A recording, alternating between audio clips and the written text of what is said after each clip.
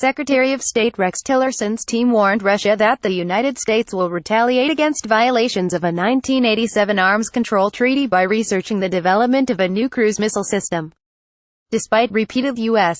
efforts to engage the Russian Federation on this issue, Russian officials have so far refused to discuss the violation in any meaningful way or refute the information provided by the United States, State Department spokeswoman Heather Nauert said Friday.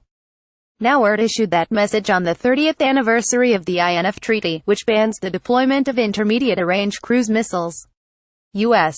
officials have complained since 2014 that Russia is violating the pact by developing, and, in recent months, deploying, a banned cruise missile system. So Congress authorized $50 million to spend on researching programs that could defend against the new cruise missiles, as well as new ground-launched U.S. cruise missiles.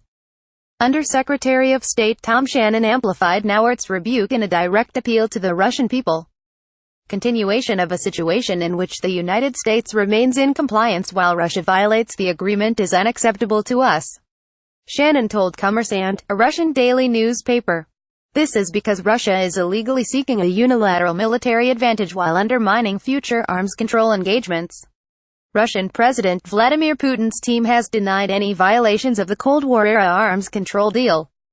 Russia has been, remains and will remain committed to all international obligations, including those arising from the INF Treaty, Kremlin spokesman Dmitry Peskov said in March. Such denials have carried weight with some American analysts, who noted that the original 2014 complaint from the State Department provides few factual details regarding the alleged violations. But U.S. military officials have been emphatic as the Russian missile system progressed. The system itself presents a risk to most of our facilities in Europe, Air Force Gen.